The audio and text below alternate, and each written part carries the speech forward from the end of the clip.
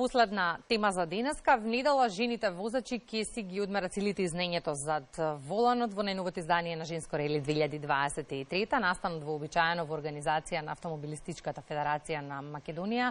Детали за организацијата од Кристина Станојковска, подпредседателката на федерацијата. Добро утро, Кристина, добре ни дојдовте. Добро утро, ви благодариме на поканата. Телефонот на нас новинарите ни е средство за работа и информирање и одамна не сум се израдувала на една добиена порака како пред неколку дена од Владимир Карчиски, кој што ми ја прати поканата за женското рели со порака ова е за тебе, знам дека сакаш да возиш. Во тој контекст, колку жени се израдува на ова женско рели годинава, колку има пријавени? Видете, значи, за конкретниот број на колку жени се израдувале, ќе можеме да ви кажеме точно во неделот, причина што и пред самиот настан може да се пријават на надпреварот. Расте ли бројот? Бројот расте, да, значи имаме доста заинтересирани, веќе имаме пријавени. Можам да кажам дека навистина се радуваме што веќе жени кои што претходно земале учество повторно се пријавуваат на надпреварот. Исто така имаме и многу нови кои што за прв пат ќе бидат дел од надпреварот. Исто така би сакала да кажам дека и ние како организација навистина многу се радуваме на овој настан. Со вистинско внимание и многу љубов го подготвуваме, како ние, така и помагателите и спонзорите на настанот. Од досегашното искуство и од бројката на која што досега се пријавувале, навистина жените се многу заинтересирани.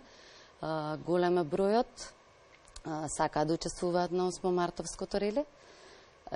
Исто така фактот што минатогодишната трка беше, ние ја нарековме снежно 8 мартовско рели, од причина што токму на денот на настанот врнеше снега, ние имавме сепак голем број на пријавени учеснички, околу екипажи околу 20, а вкупниот број беше околу 40 учеснички, така да навистина верувам дека и они се радуваат и самиот факт и бројот на жени кои што доаѓаат го покажува истото. Видеоматеријалите кои што ги гледаме всушност прикажуваат на што се треба како вештина да покажат учесничките. Поидовната точка е спортскиот центар Борис Трајковски. Каква е агентата, како ќе биде организирана трката? Поидовната точка е од Борис Трајковски, значи од 9 до 9:45 е административната проверка и верификација на возачите. Во 9:45 до 10 часот имаме брифинг со учесничките, значи да им кажеме кои се правилата и да им дообјасниме некои работи и доколку имаат нели секако прашања да ги одговориме. Во 10 часот е свеченото отварање и во 10:30 веќе започнуваме со трката.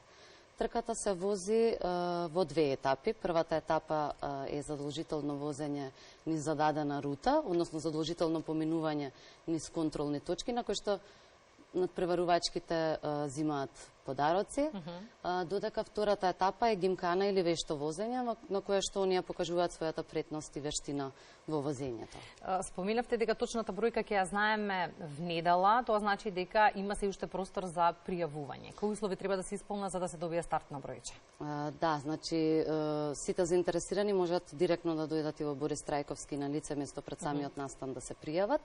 Треба да поседуваат сопствено возило, да имаат возачка дозвола и сообраќајна исправа и секако да имаат жена совозач која што ќе им помогне во читање на рутата и изведување на гимканата. Колегите прашуваат од режија, мора да биде жена совозач? Да, мора да биде жена совозач, да. Најдобрите жени возачи ќе добијат и награди. Како сте тука организирани? Значи, единствено нешто што можам во овој момент да го кажеме дека секако ќе добијат пехари, а за другите работи сепак изненадување и ни се подароци од спонзорите и помагателите на настанот. Имаат ли жените поддршка во ова приказна? Ги има ли мажите во публика? Да, секогаш се тука и ги поддржуваат. И сега, читајќи ги условите за пријавување, ја забележав основната напомена да се почитуваат сообраќајните ограничувања. Ги почитуваат ли жените возачи сообраќајните ограничувања? Колку внимателни возачи се? Јас искрено се надевам дека ги почитуваат, а искуството до сега од генерално од организирање на овие надпревари покажало дека навистина ги почитуваат со оглед на тоа што зададената рута има исто така и со зададени минути на кои што треба да ја поминат, односно согласно сообраќајните ограничувања. И следното прашање знам дека ќе разврзе жестока дебата и во студиото и во режијата, но морам да прашам, дали се добри возачи? Вечна е битката помеѓу мажите и жените. Кој е подобар на улиците? Не би можеле да кажеме кој е подобар, но би кажала дека сепак колку што се добри возачи мажите, толку исто така се и жените. Која е најчесто возрастната граница, еве да речеме, на која што се пријавуваат жени? Најдолната и највисоката? Имаме од сите возрасти. Има? Да, има од сите возрасти. На што покрај женската трка го става Автомобилистичката федерација фокусот во 2023? Од причина што сега во моментот еве сме за 8 мартовското рели, јас би сакала да напоменам и за жените во мотоспортот, затоа што тоа за нас е многу важно и заедно со Меѓународната Автомобилистичка федерација работиме на подигнување на свеста на жените за мотоспортот и секако нивно инволвирање. И особено не радува да ги инволвираме во сите аспекти на мотоспортот, значи не само како надпреварувачки и во официјалното надпреварување, туку да земат дел и во самата организација, исто така да бидат поставени на раководни позиции, како и во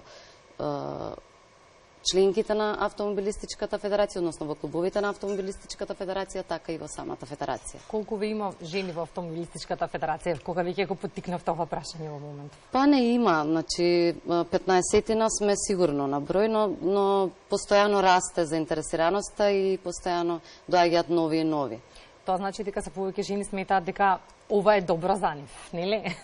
Сакаат да помогнат. Не често не поврзуваат токму. Да, но сакаат да помогнат, значи во безбедно организирање на настаните. Зашто да се подготват сите жени кои што ќе земат учество на рилето в недела?